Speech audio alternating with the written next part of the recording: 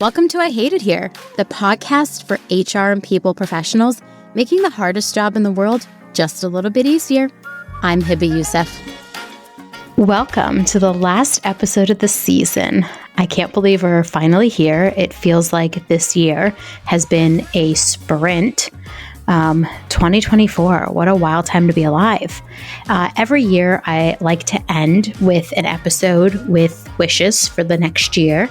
I know right now everyone's telling you their 2025 predictions for HR, and that's really cool because I think a lot of important things will come out of that. But I want to end the season and the year on an optimistic note with 2025 wishes. And I've asked 5 of my friends to join me today, so you're going to hear from 5 different people on what their wishes are for 2025. And I hope that this gives you a little inspiration going into the new year, that there are people out there wishing for better and for more for HR. So let's hear what my friends have to say.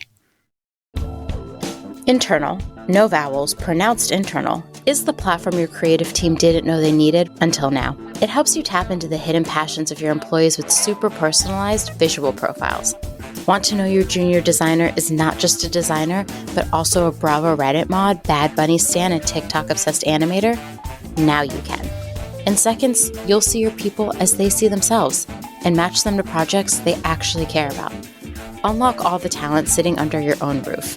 Head to seeyourpeople.com to learn more. These little outtakes, I hope that they put in between all of these. We were just dancing again. I'm always dancing on these, and they never get video of me doing it. Thank God. We have no music. It's just internal. It was me going, I hate dance music like that. Anyway, okay. Tara, welcome. Thank you so much. I'm so glad to be here again. Another year. Another year has passed. We're not going to talk about our 2024 wishes because none of them came true, honestly. So this is the year we change. 2025 wishes. We're going to make them come true. I have, after the year of 2024, I have very high aspirations for 2025. Yeah. So I'm actually going to put these into my vision boarding this time around. I'm holding my crystals. I'm ready to make this thing come true. Oh my gosh. Oh, mine are not on my desk because I charged them the other day. Okay. But anyway, yes. What's your 2025 wish for HR? Are you ready? Yes. We're going to defy gravity. I was so ready. I thought you were going to say something serious. But we really are. Here's how we're going to do this, right? We are some heavy times ahead. There are. Yes. They are weighing us down. They are. Right? Mm-hmm. If we are not talking about microaggressions, we're not talking like all of these different little creepy crawly things that weigh us down on the road to progress. We're going to defy gravity. Whatever moment you felt when you saw Alphabet claim our moment, I want all of our HR people to feel that way when they cut the ties that bind. Honestly, if that means that you are dealing with leaders who don't know what they're talking about, employees who are not understanding what you're saying, you literally just defy gravity, grab your broom, soar through the air, make stuff happen. That's exactly what my wish is for us. And it comes in all different forms. We have to actually root for the person who is the hero in the story and not the villain. I love that you made Defy Gravity reference. Obviously, let me hold some space for that.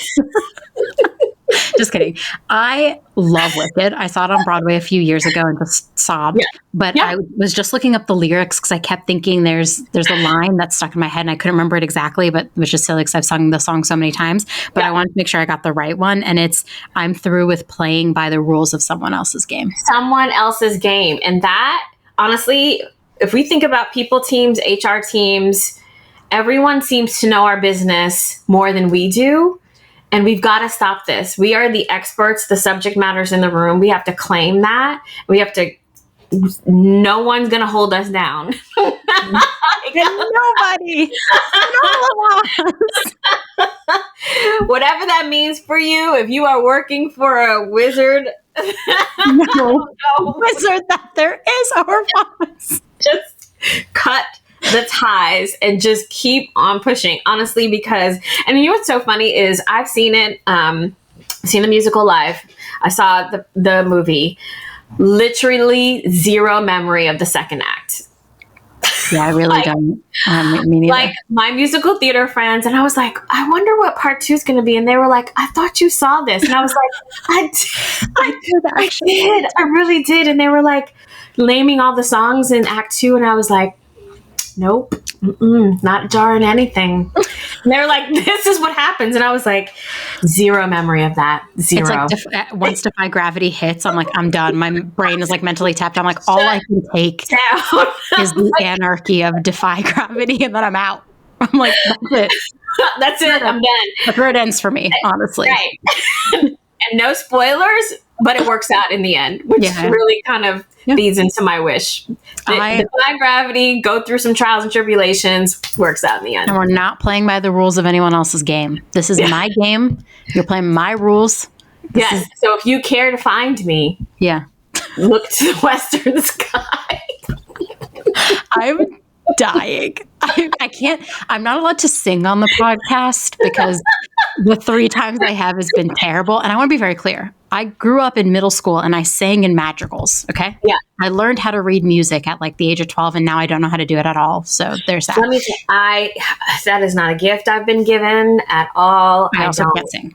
So I don't know how I was allowed into that singing troupe, but we wore cummerbunds and bow ties. My mom has the worst pictures of me, and we sang. I'm with you. I was in choir in high school with my tightly curled hair, which, you know, with the curling iron and the stories and why, but not today, not this adult. So I am trying to incorporate musicality into my wish. And honestly, I just am so tired of us being really attached to other people's expectations, other people's like what they think really happens when it comes to people and HR teams. We've got to stop letting other people tell us how this is supposed to go. Because no other department is like that. We've got to stop doing this, and we've got to even examine our own microaggressions and all the things that we're doing to other people. We've got to actually do the thing that we say we care about. And honestly, it literally is like defying gravity. Like every single day, you've got to figure out how are you going to cut yourself loose from the shit that weighs you down. Sorry, I said the curse word. No, we always say bad words on this podcast. Okay, great. I know. Love that. This is the best wish ever. Okay, so in 2025, we're going to defy gravity. We are going to do it. It's going to happen. And this is going to be timeless, by the way, because listen, how long has the musical been out? So now that we have the actual movie, you can listen to this as many times as possible. And this will always be something. And I never had to sing. They didn't have to hear me sing. See? I think it'd actually be really good. You know what I'm saying? Okay. Anyways, thank you so much for sharing your wish. Okay, but you do, time out for a second. You have to do your introduction. So do your introduction now so they can edit it at the beginning of it. Oh, sorry. Okay. Hello. Just say it, Ryan. Yeah, there you go. Okay, I'll shut up. Okay. You go.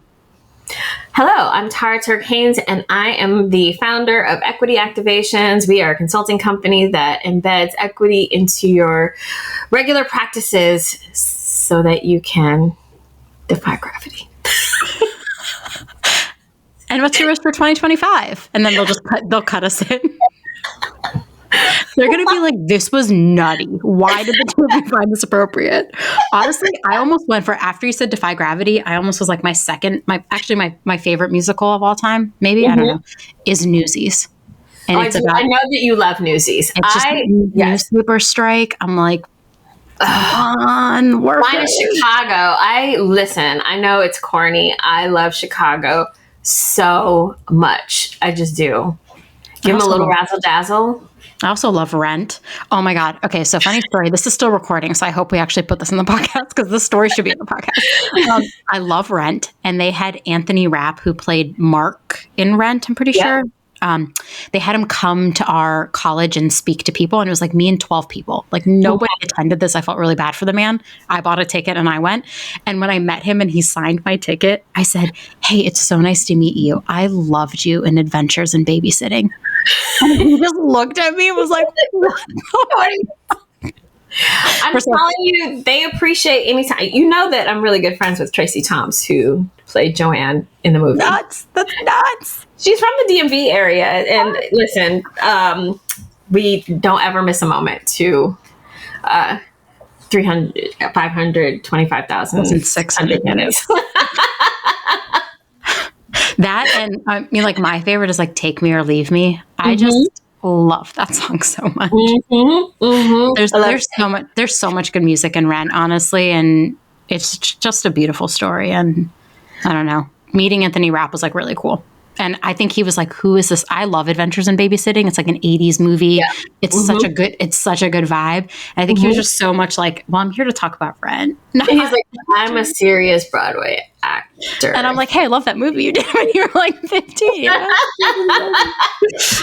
I think actors just love it when you recognize anything that they do. But listen, I mean, musicals are always applicable to life, and that is why I picked my wish. I love that. Thank you so much for joining me today. You're the best. Sarika, welcome. Hey, thanks for having me. I love this series that you do. Every year we ask about wishes. Last year you were with us and we had our wish for 2024. And so what's your wish for 2025? Well, first of all, I'm Sarika Lamont and I am the VP of People at Vidyard.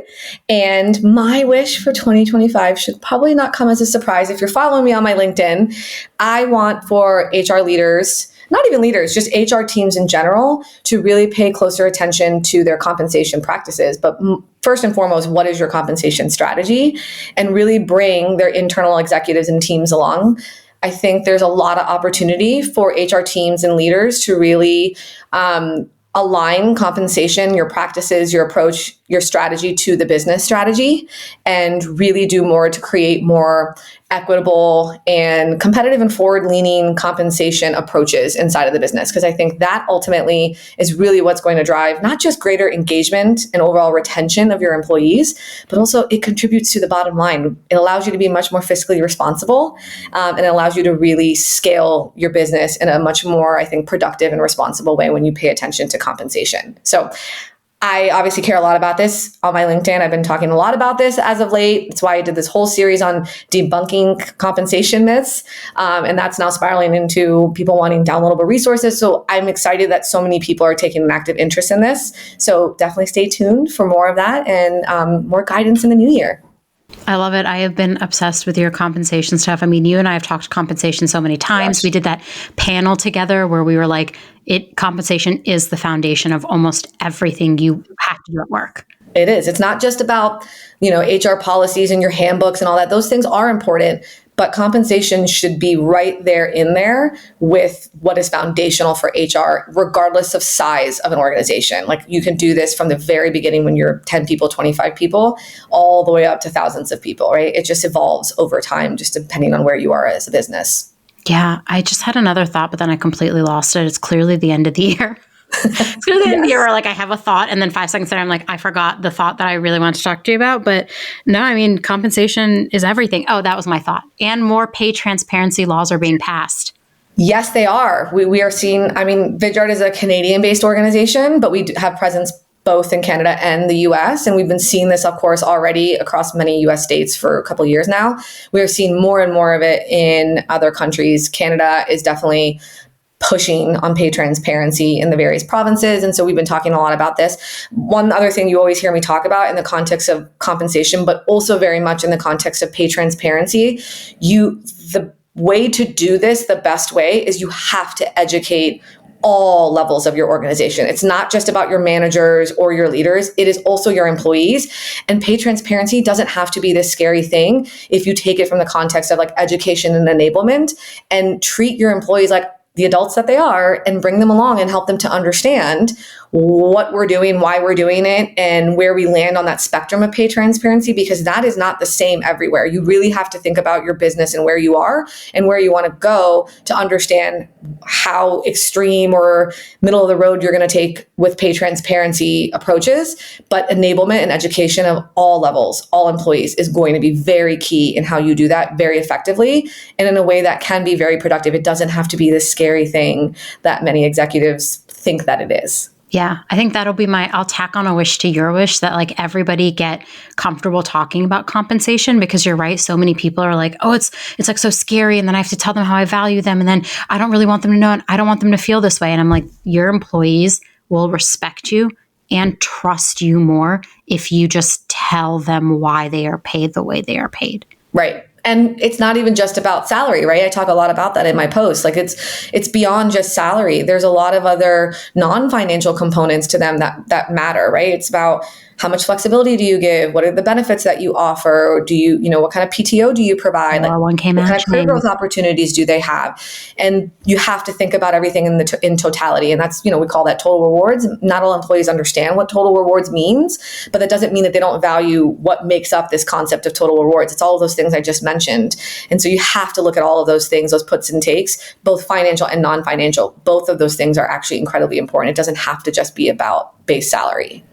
Amazing. Well, here's to 2025. Hopefully we all get smarter by reading your compensation posts. Thank you, Sarika. You're the best. Thank you for having me.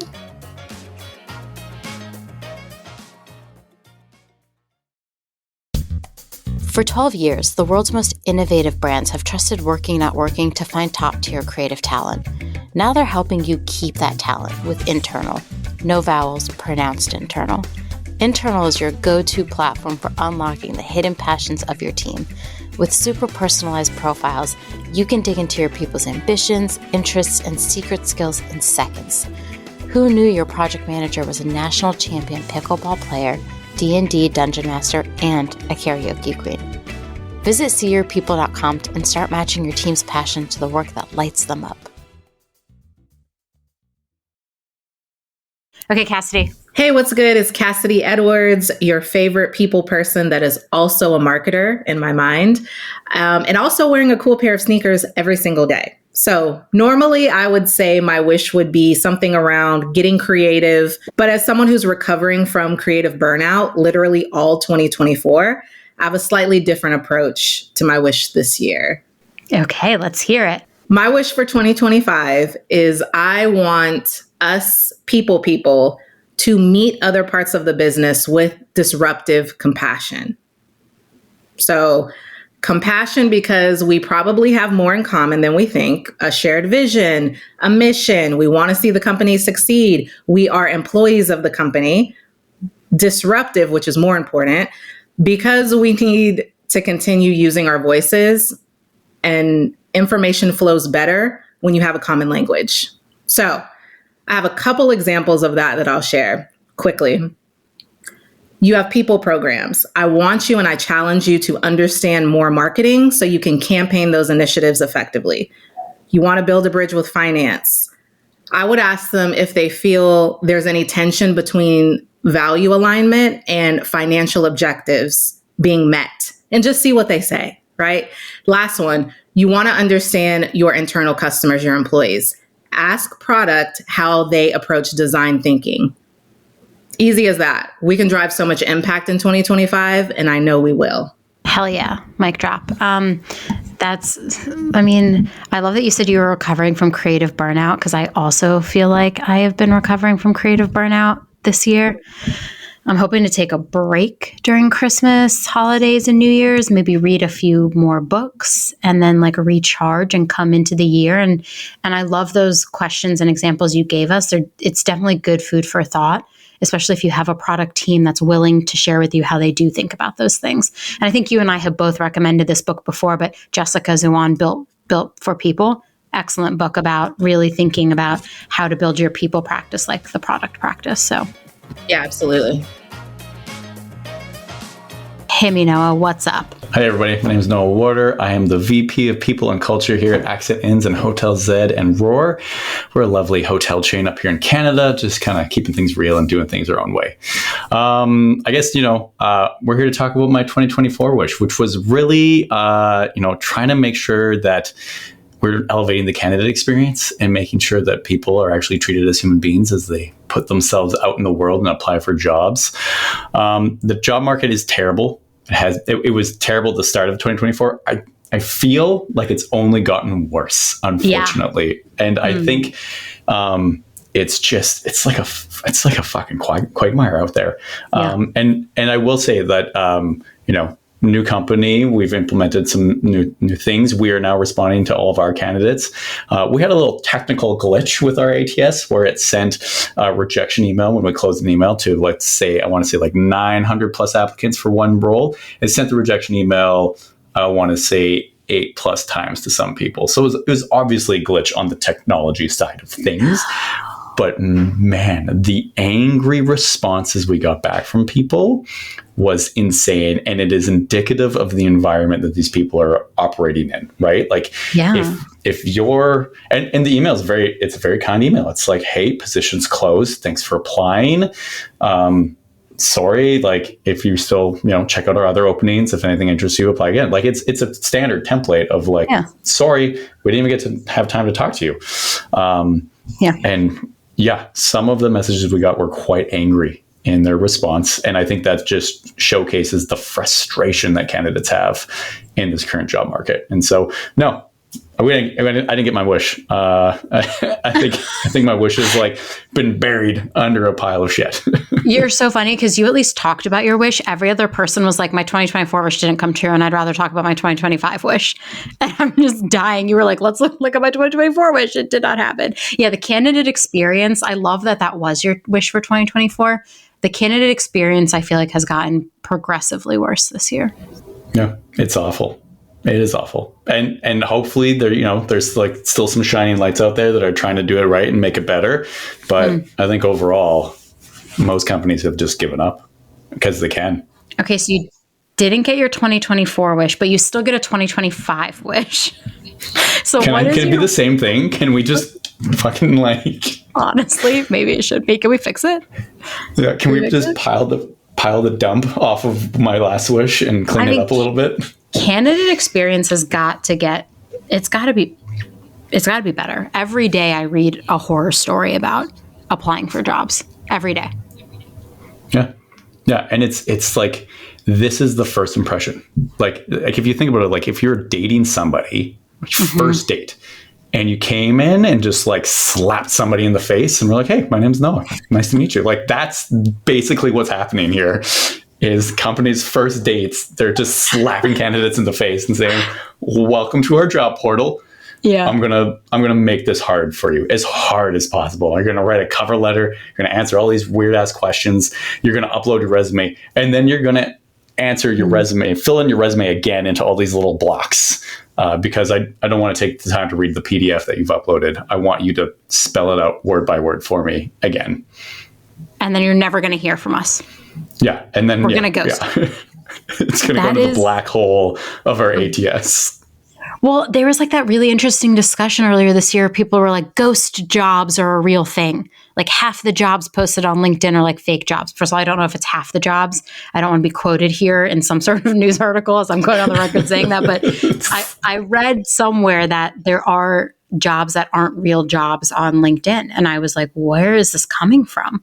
It's data mining. That's probably what it is, right? It's data mining. Like I just read an article about, in North Korea, you've got people posing as real contractors and IT specialists to get money from American organizations and funnel it back into their country. So maybe that's one reason they're trying to mine all that data. Like think about how much personal data is on your resume. A lot. There's a lot there. Oh God. People be knowing way too much about me. I'm so glad I took my address off my resume years ago. That's not on there anymore. Yeah, I often tell candidates, I'm like, don't do that. At most, you should just put city and country. Don't put anything else. Yes. I took that off so many years ago because I was like, this is not safe. I don't feel good about this. Okay, so you didn't get your 2024 wish, but it is going to be your 2025 wish. Final answer? Are we locking it in? Final answer. Yeah, lock it in. Yeah. Let's just be better, people. Be better. When we get to the end of 2025, provided we're still on this earth then, if this is your wish for a third year in a row, Noah, I am so concerned for us. I'm like, I have hope. I have hope. Maybe we can really make it happen. Let's just, we'll make it happen. This is it. We'll make it happen. Slowly. Okay. Slowly. Grassroots. We're going to do it. It's going to happen. Everyone who's listening today is going to leave and they're going to go fix their candidate experience. I actually am going to work on our ATS right after this because I want to really make our decline notices a lot nicer for when we close a role, so that we just clearly tell people hey, we either didn't get to you or we filled this role already. Thank you so much. Please consider us in the future. Because I feel like we haven't been great with our messaging around that. So that's where I'm spending my afternoon. Amazing. Yeah. And next year, we're going to be getting into the new ATS because, and I'm going to throw some shit here. We use Get Hired, and it's a piece of shit. So don't use Get Hired. I love that. I'm going to talk some shit now. What ATS are you switching to? We don't know yet. We're in that that vendor. Get to do that fun thing of looking at different vendors. But that's got to be fun. There's some really interesting ones. There's some interesting ones on the market, stuff. Team Taylor, Ashby, Greenhouse, of course, the standard. But we got to be frontline friendly. So a lot of those ones aren't very frontline friendly. So we don't get to use all of the fun mainstream tech ATSs. I got to go dig deeper and look at other stuff. So, okay. Well, when you pick yours, maybe you can come back and we can do a whole episode on picking the right systems for your type of workers. Yeah. We don't talk about that enough. A lot of the brand names out there, they don't work for what we need. Ooh, you heard that first here. I don't know why I'm seeing so dorky today. I'm so sorry. This is I'm really taking it to the next level. It's the end of the year. It's the end of the year. I have such brain fog. I want to go eat a snack and lie down. Noah, you're the best. Thank you for being here. And here's to an excellent 2025 for you and I. Hi, I'm Cassandra Babilya. I am the creator of MakeWorks.class. Welcome. I'm so happy to have you. Sorry for everyone who's listening to that awkward pause. I was dancing. Trying to end this year on a high note, okay?